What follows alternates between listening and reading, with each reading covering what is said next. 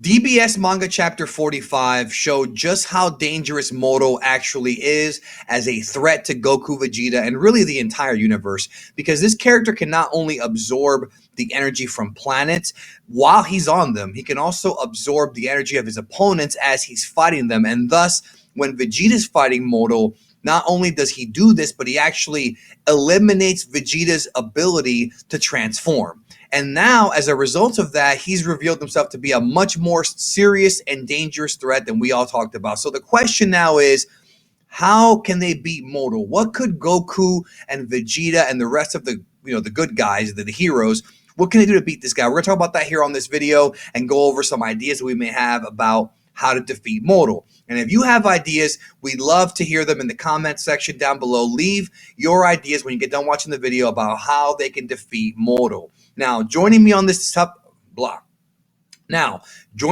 video, he hasn't been around for some time, but he's definitely back now. Formerly of Anime Live Reactions, now it is just Oppai Senpai on YouTube. After not being around for a while, he has returned. He's uploading again.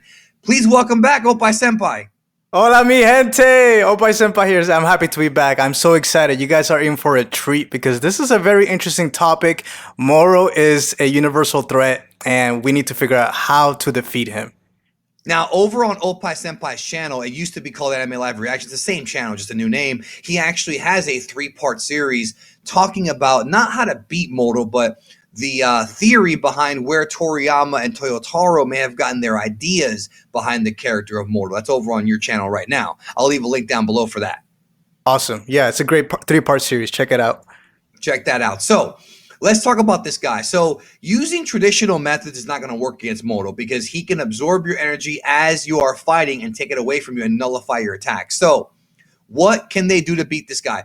Well, the first thing that popped in my head is actually 2 manga exclusive properties and abilities that Goku has. And what I mean by that is in the Future Trunks arc of the manga, not the anime, we saw Goku use a Super Saiyan Blue completed version where he was able to take the energy of Blue and absorb it inside of his body and not let it leave. And thus, when he's able to do that, it increases power, but also this could be the trick to preventing Moro from taking out his energy. If he can keep it inside of his body, that may or may not work against him. Now, the other thing that Goku did in that arc was Goku did the Hakai. We found out that in the manga, Goku learned how to use the Hakai technique that the gods of destruction have mastered, and that may work on Moro. So is that the way? What do you think the chances are that that is the way that they defeat this guy?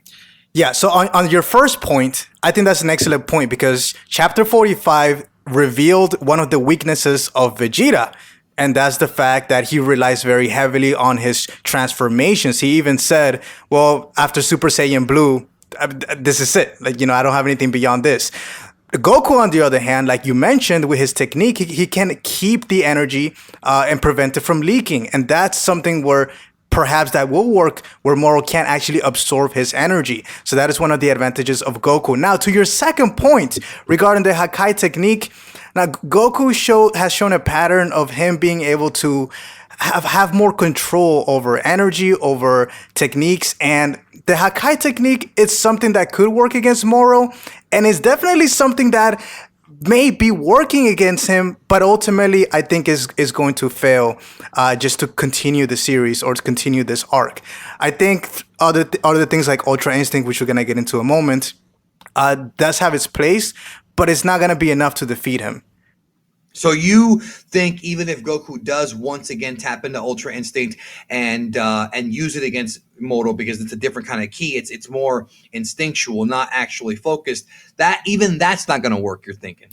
Well, I think when he does tap into Ultra Instinct, which I think he will in the Galactic Patrol Saga at some point, I think it's going to give him a huge advantage and it's going to be a great fight. But at the end of the day, we need to analyze, how does Moro fight? Does he rely on strength? Does he rely? He doesn't. Chapter 44 and Chapter 45 demonstrate how Moro's fighting style is he keeps his distance away from his opponent, whereas Vegeta tries to get up close and personal. Moro does the opposite. He tries to keep his distance, and he instead relies very heavily on his magic. So Ultra Instinct is going to give Goku an advantage to a certain extent, but is Ultra Instinct enough to battle his magic? That's where the question. That's the question. That's right. Yep. Now, you were also talking about how there's a possibility they could bring back some kind of containment with Goku using either the Mafuba or a more advanced version of that move. We talked about how in the Trunks arc anime version, how there may be a technique that he's aware of sealing people that's even better than a Mafuba. We haven't actually seen it yet, but he of course has the staff, and maybe it's something that only Whis can do. So what are the chances of Goku bringing the Mafuba back, or maybe learning some kind of advanced version of it? Because remember, the old Grand Supreme Kai, not the old Kai, but the one from 10 million years ago where Moro was from, he had a very unique way of containing him, not really killing him. Yes, and containment is something that has been used before often. So you have the Mafuba, right? You have something with, for example, when Beers got pissed off at Okai, sealed him away in the Z-Sword. So, right. So that's another technique. And then you have, like you mentioned, Whis. And it does appear when it comes to this particular villain, beating him might have to deal with sealing him away. So I do agree with you that there's going to have to be some sort of way to seal him. Now, 10 million years ago, Daikaio fought alongside Supreme Kai, and he gave up most of his godly powers in order to seal Moro's magic away. He did say in the manga, he stole Moro's magic using his god powers.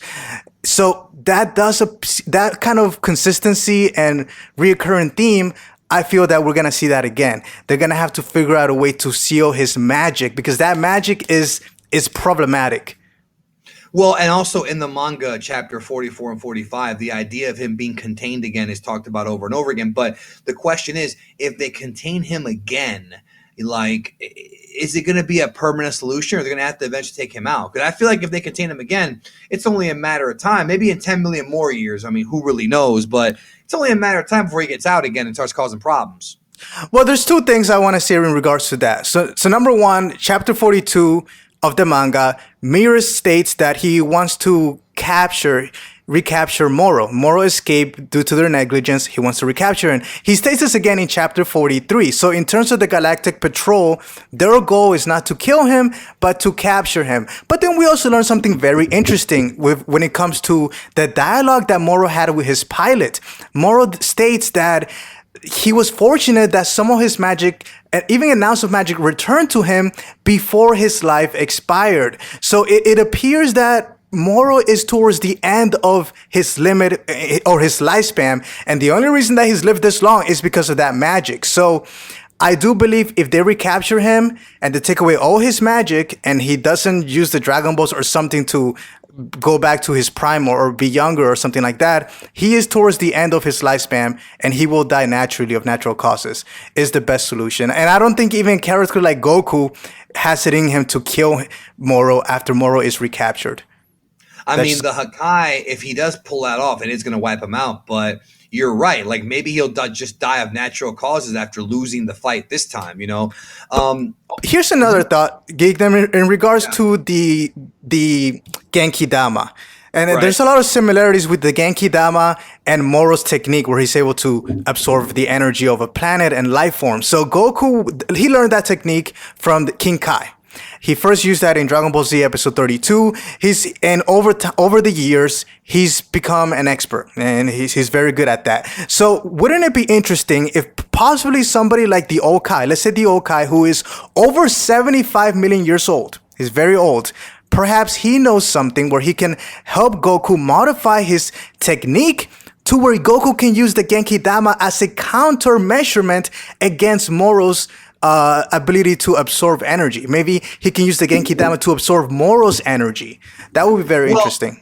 Not just that. It's a great point you brought up. We've seen similar things, like when Goku fought Yakan in the Buu Saga, he powered up to SS2 and gave Yakan so much of his light energy that he swallowed it and like exploded. Now, they could do that with Moro, but I think that's a bit anticlimactic. Now, what else they could do, to your point, is take an idea from the old Tree of Might movie, which is Yeah, the third Yes. Dragon Ball Z movie. What wound up happening is Goku was able to absorb the energy from the actual Shinseiju, the actual Tree of Godly Might, and use it to harness a new Genkidama that was enough to beat Turles after he had eaten the fruit. Because there was so much potent power in that Genkidama. I mean, it might have been one of the strongest they've ever had, Spirit Bombs. So it could be that Goku uses the Genkidama not to absorb the planet's energy, but to literally take it out of Moro. Like, do what Moro did to Vegeta, and as they're fighting, subconsciously take that energy, and then Moro gets more and more tired. I mean, they could do that, or if we see the move that Goku used in Dragon Ball Super Broly, the God Bind, where he was able to hold Broly still, maybe he can do that move to Moro, and then Vegeta or somebody else can use a Mafuba or something like that to seal him up, and then we're done with him. I mean, those are different ways they can go about it, but I do like the idea of him using the Genkidama to take the energy right back. Yes, and based on both our theories and everything that we've mentioned, it does seem like either way they're gonna need external help, either from the Kais or for somebody. There's gonna have to be some sort of break where they can come together and figure out a game plan. Now, there was something that you mentioned before we started recording that I found very interesting, and that was to take him to a location where there aren't planets where he can just suck like up the world energy. of Void or somewhere else, somewhere outside of the natural plane of existence. Yes, Absolutely, because that is that will remove his ability to really use his magic. Now, how strong is Moro? And that's something that I want to make very clear. He destroyed the Iraqi star system. He brought mass destruction to over 320 planets. Now, that's a whole star system, not a planetary system, but a star system of at the very least 2 stars. That's big. That's a big portion of space. So this guy is very powerful. He is an actual threat to our heroes. And on top of that, his magic is the real reason. That's the problem, is the magic. Yeah. The magic. Now, he's not very, when it comes to fighting, Goku and Vegeta are better fighters, but Moro is I would say that he is a better battle tactician. During his fight with Vegeta, he was able to distract Vegeta and take advantage of that to either land a punch or attempt to attack Vegeta. So he has demonstrated in one chapter that he's a very intelligent fighter. And that's going to be a problem as well. We're not just dealing with a powerful magician, but with a very intelligent battle tactician. Yeah, he's like the opposite of Broly. Broly was all brute strength and lost control, couldn't really think too much. Where even though Broly did show some genius by reversing the God Bind on Goku, but Moro is much more calculated. So this is not going to be an easy win. But let us know in the comments if any of those solutions are satisfactory to you, and let us know if you have any other ideas that we may have missed on how to actually defeat Moro. What can they do? Because you can't use conventional methods. You can't just punch and kick the guy and shoot a Kamehameha at him to beat him. He's too crafty. He's got too much magic and too many techniques on his side as far as how to use ki. So you got to do something else. And any other ideas you might have that pop in your head? Not at this moment, but I'm really curious to see what the community thinks in the comment section, because this is just the 2 of us, and I really want to hear what their ideas are. So yeah, share your ideas in the comments. Thousands more out there that have different ideas. Yeah, share your ideas and make sure to check out Oppai Senpai, formerly Anime Live Reactions. I'll leave a link to his channel down below. It was a pleasure, Geekdom. And thanks again. Thank you. And if you like this video, check these out, and we'll talk to you